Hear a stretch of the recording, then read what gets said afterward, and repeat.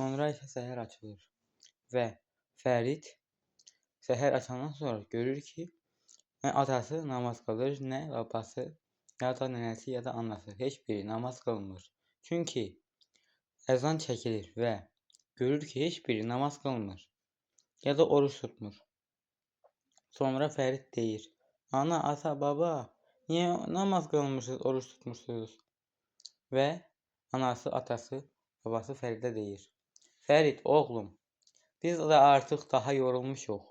Nə qədər daha namaz qılırıq da, xəbərin olsun da, yorulduq. Çox oruç tutduq, yorulduq." Fərid deyir: "Amma namaz qılmaqla yorulmaq olmaz axı. Baba, sən özün demişdin ki, mənə namaz ən gözəl və ən nurdur. Yəni onu qılanda insanın ürəyinə nur yaxın olar. Yəni insanın ürəyindəki heç vaxt kirlənməz insanın ürəyi, qapqara olmaz. Mən özün demişdin." Babası deyir: "Hə, düz deyirsən oğlum. Sənə mən elə demişdim ki, insanın ürəyi tərtəmiz olur, qapqara olmur. Amma mən də artıq yorulmuşam oğlum, daha nə ağıram, qocalmışam." "Baba, yaxşı, sən deyək qocalmısan, yorulmusan. Amma bəs anam və atam niyə qılmır? Hə?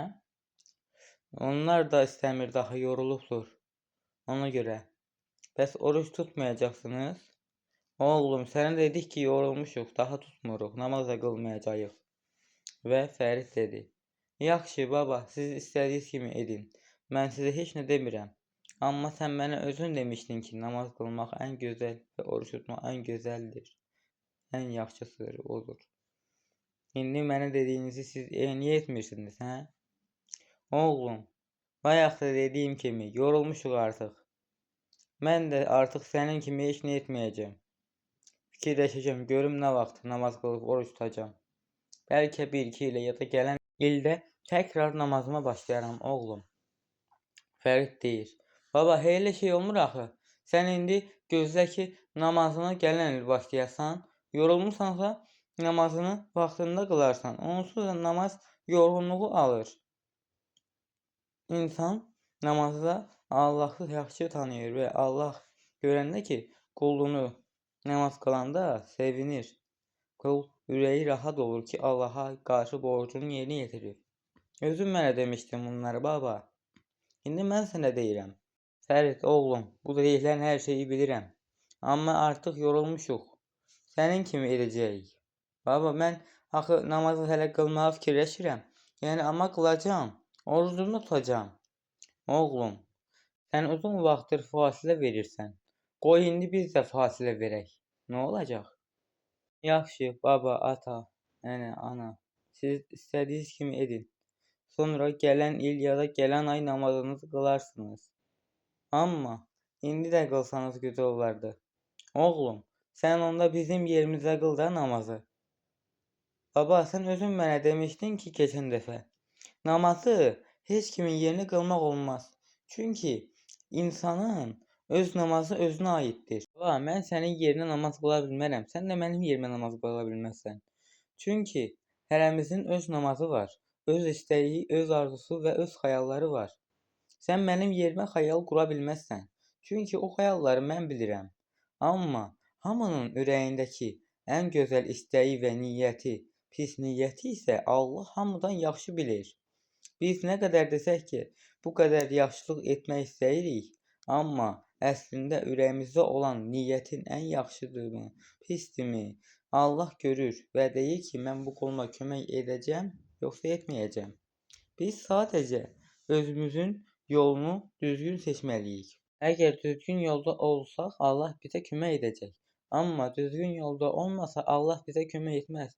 Çünki Allah ürəyi təmiz, saf niyyətli və Allah hamını sevən və bütün canlıları sevən qulları sevər. Çünki o qullar hamıya qarşı və hər canlıya qarşı mərhəmətlidir. Allah o qulları mərhəmətli olduqlarına hamıya qarşı saf niyyətli, pis niyyətli olmadıqları üçün çox sevər. Çünki Allahın da istəyi təmiz ürək və saf niyyətdir.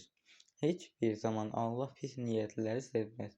Çünki Allah bilir ki, pis niyyətli insan heç vaxt ondan xeyir gəlməz. Yalnız saf niyyətli insanlardan xeyir gələr. Ona görə də Allah yaxşı niyyətli olan insanlara hər istədiyini və hər şeyi verər. Çünki Allah onların həmişə istədiklərinə çatmasını istəyər və onlara Allah kömək edər. Və o insanlar da həmişə Allaha qarşı şükür edər. Pis niyyətli insanlar heç bir zaman Allaha qarşı şükür etməz. Çünki onlar Allahı sevməz. Allahı sevən insan Allaha yaxın olar. Allah da o insana yaxın olar. Amma əgər həmin insan Allahı unudarsa, Allah onu unutmaz. Çünki Allah deyər ki, qulum məni bir dəfə unudub. Mən onu tezdən özümü xatırladım. Bəlkə qayıdar və o qul həmin zaman qayıtsa, heç bir zaman Allahı unutmaz. Çünki Allahsız bu dünyada heç bir məna və yaşam olmadığını anlayır. Yalnız Allahla inanırsansa və Allaha güvənərsənsə, iki dünyada da rahatlıq taparsan və bu dünyada da məna, o dünyada da cənnətdə olarsan. Çünki cənnətdə Allah deyər ki, bu qulum o dünyada çox yaxşılıq edib. Heç kimsəyə pislik etməyib, əlindən gələn yaxşılığı edib və hamıya qarşı kömək edib. Ona görə də bu qulumun yeri cənnətdir. Fəridin atası deyir, oğlum, mən fikirləşirəm ki, dünya başqa, o dünya çox başqadır. Bəlkə bizim düşündüyümüzdən belə daha da başqadır. Yəni cənnət, cəhənnəm tamamilə ayrı ola bilər, oğlum. Mənim düşüncəm budur. Fərid atasına deyir, ata, bəs Allaha inanmayanda cənnətdə ola bilər? Oğlum, sənə dedim, mənim düşüncəm fərqlidir. Bu dünyada yaxşılıq edib ürəyin tərtəmizdirsə, əgər bu dünyada heç kimə qarşı pislik etməmisənsə, amma Allaha inanmamısansa, Allah da səni əfv etmiş olubsa, onda deməli cənnətə gedə bilərsən. Allahın istəyi ilə əlbəttə ki, oğlum, cənnətə gedə bilərsən, əgər yaxşılıq çox etmisənsə, amma Allaha inanmamısansa, cənnətə getmək ehtimalın var. Çünki bu dünyada Allaha inanan da cənnətə gedə bilər deyə fikirləşirəm. İnanmayan da gedə bilər, amma ürəyin təmizdirsə gedə bilərsən. Amma ürəkdə pislik və heç kimə qarşı mərhəmət olmazsa, gedə bilməzsən. Oğlum, mənim düşüncəm budur. Və Fərid atasına deyir, ata, bəs namaz qılmırsa, bu necə cənnətə gedə bilər? Oğlum, dünyada o qədər insan var. İndi hamısı cəhənnəmlik midir deyə fikirləşirəm mən. Yox, əlbəttə ki, onların yarısı belə Allaha inanmamış olsa belə, özlərinin ürəyi tərtəmizdirsə, cənnətə gedə bilərlər. Əgər yaxşılıq ediblərsə. Oğlum, namaz qılmaqla cənnətə getmək olar. Amma ürəyin təmizlə namaz qılmalısan. Kiməsə yalan danışıb, gəlib namaz qılmaq olmaz.